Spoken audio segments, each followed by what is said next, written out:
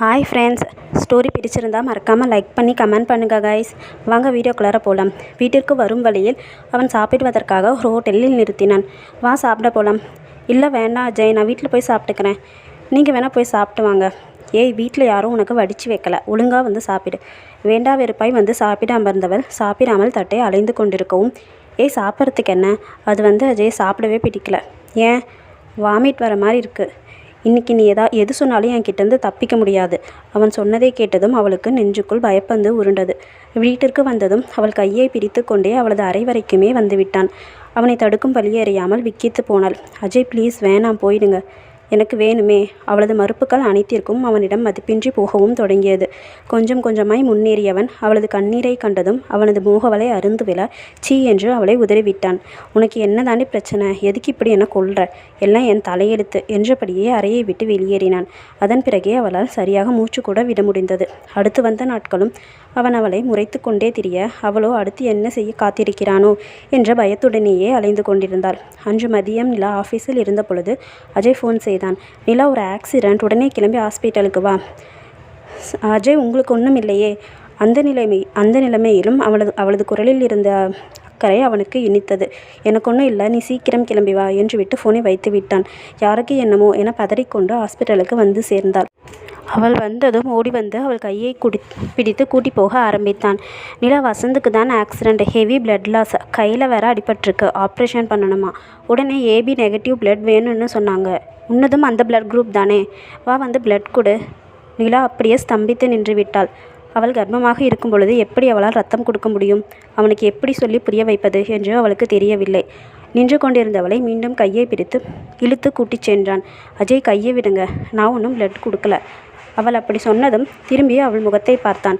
அதில் என்ன இருக்கிறது என்று அவனால் கண்டுபிடிக்க முடியவில்லை. ஏய் நிலா, ப்ளீஸ் டி, அவன் மேலே உனக்கு கோபம் இருக்குன்னு எனக்கு தெரியும். அதுக்காக இந்த மாதிரி இக்கட்டான சூழ்நிலையில் பிளட்டு கொடுக்க மாட்டேன்னு சொல்கிறது பாவம் இல்லையா?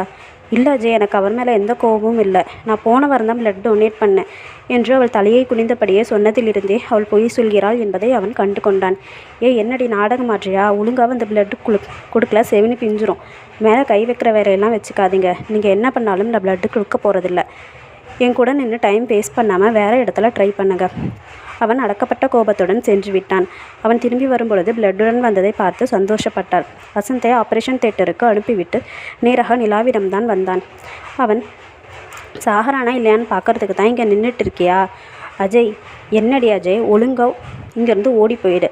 இல்லை எனக்கு இருக்கிற கோபத்தில் என்ன பண்ணுவனே எனக்கு தெரியாது. அவள் அவனை பார்த்து முறைத்து கொண்டே நிற்கவும், உன்னை தான் போக சொன்னேன்ல, எதுக்கு முறிச்சிட்டு நின்றுட்டு இருக்க? நான் சொல்கிறத மட்டும் கேட்கவே கூடாதுன்னு அப்படி என்னடி உனக்கு திமிரு? ஆமாம், எனக்கு சோறு போட்டு வளர்த்திங்க பாருங்கள், திமிரு ஏறுறதுக்கு. நான் எதுக்கடி வளர்க்கணும்? அதுதான் உனக்கு ரத்தத்திலேயே ஊறி இருக்கே. என் கண்ணு முன்னாடி நிற்காமல் போய் தொலை என்று அவன் கத்தவும் அவள் ஓடியே வந்து விட்டாள். அதன் பிறகு அவன் கண்களில் படாமல் ஓடி ஒளிந்துதான் கொண்டிருக்கிறாள். 2 நாட்கள் கழித்து அஜய் இல்லாத நேரமாக பார்த்து வசந்தை பார்ப்பதற்காக நிலா ஹாஸ்பிட்டலுக்கு வந்தாள். அவனை பார்த்த வசந்தோ, ஏன் நிலா, எனக்கு பிளட் கூட கொடுக்கக்கூடாதுன்னு நினைக்கிற அளவுக்கு இன்னும் உனக்கு என் மேலே கோபம் போகலையா என்று கேட்டான். அஜய் தன்னை நன்றாக வசந்திடம் போட்டு கொடுத்திருக்கிறான் என்பதை உணர்ந்தாள். சாரி அண்ணா, எனக்கு உங்கள் மேலே எந்த கோபமும் இல்லை. என்னோடய சுச்சுவேஷன் அப்படி, அதனால தான் என்னால் பிளட் கொடுக்க முடியலை. உங்கள் மேலே கோபமாக இருந்திருந்தால் உங்களை பார்க்கறதுக்காக வந்திருப்பேனா? நீ என்னவோ இப்படி சொல்கிற, ஆனால் அஜய் வேறு மாதிரி சொல்லிட்டு தெரியுறான். உங்களுக்குள்ளே இன்னும் ஒன்றும் சரியாகலையாம்மா? சரியாகலை, சரியும் ஆகாது, அவ்வளோதானா? எங்களுக்குள்ளே எல்லாமே முடிஞ்சது. நிலா, ஏன் இவ்வளோ விரக்தியாக பேசுகிற? நான் இந்த விஷயமா அஜய்கிட்ட பேசுகிறேன். ஐயோ அண்ணா, அவர்கிட்ட எதுவும் பேசிடாதீங்க, அப்புறம் உங்களையே உண்டு இல்லைன்னு ஆக்கிடுவார்.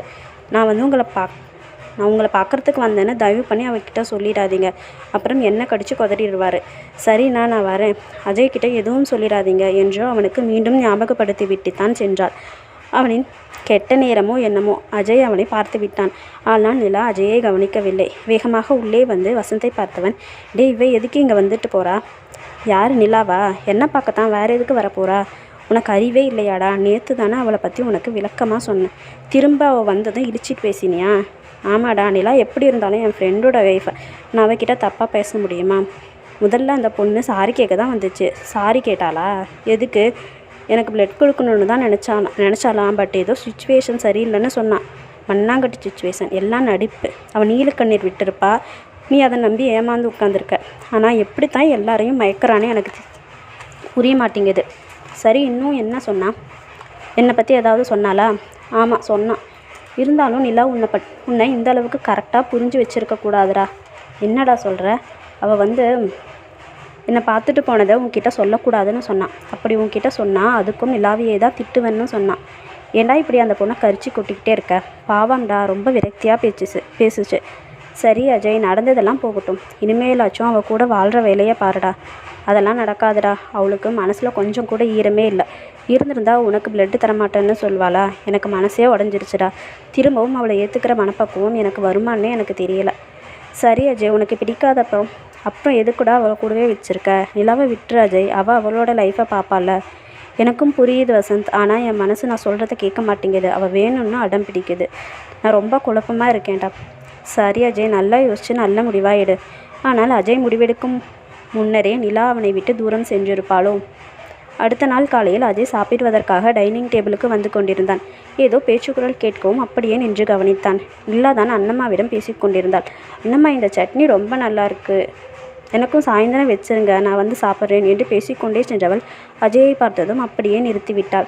வேகமாக தட்டில் இருந்தவற்றை விழுங்கிவிட்டு செல்ல பார்த்தவளை, பாப்பா இந்த மத்தியானத்துக்கு சாப்பாடு கேட்டல்ல, இந்தா என்று டிஃபன் பாக்ஸை தர அதை வாங்கி கொண்டு பறந்து சென்று விட்டாள். அவள் சென்றதும் அண்ணம்மாவிடம் திரும்பியவன், ஏங்க உங்ககிட்ட அவளுக்கு தனியாக எதுவும் சமைக்கக்கூடாதுன்னு சொல்லியிருக்கேன்ல? இல்லை தம்பி, அதையே என் வீட்டிலேருந்து கொண்டு வந்த சாதம் பாப்பா ஆசையாக கேட்டுச்சு, அதுக்கு தான் செஞ்சு கொண்டு வந்தேன். என்னது, அவள் உங்களுக்கு பாப்பாவா? சரி, திடீர்னு என்ன அவன் மேலே அவ்வளோ பாசம்? என்ன தம்பி இப்படி சொல்லிட்டீங்க? போன வாரம் என் பொண்ணு பிரசவத்தில் சிக்கலாயிருச்சு. பாப்பா கிட்ட தான் சொன்னேன். உடனே நல்ல ஆஸ்பத்திரியில் சேர்த்து ஆப்ரேஷனுக்கும் பணம் கொடுத்துச்சு. ரொம்ப நல்ல பொண்ணு தம்பி, சொல்கிறேன்னு தப்பாக எடுத்துக்காதீங்க. உங்களுக்குள்ளே ஏதோ சண்டைன்னு எனக்கு நல்லா தெரியுது. இருந்தாலும் மாசமாக இருக்க பொண்ணை நீங்கள் இவ்வளோ படுத்தக்கூடாது. என்ன சொன்னீங்க? அந்த பொண்ணு மாசமாக இருக்குன்னு சொன்னேன். அவனுக்கு ஒன்றும் புரியவில்லை. அப்படின்னு அவள் உங்ககிட்ட சொன்னாளா? இல்லை தம்பி, அந்த பொண்ணு எதுவும் சொல்லலை. ஆனால் எனக்கு தெரியாதா? இனிமேலாச்சும் கொஞ்சம் பத்திரமா பார்த்துக்கோங்க தம்பி. அவனுக்கு தலையே சுற்றுவது போல் இருந்தது. ஓகே ஃப்ரெண்ட்ஸ், பாய். மறக்காமல் லைக் பண்ணி கமெண்ட் பண்ணுங்கள்.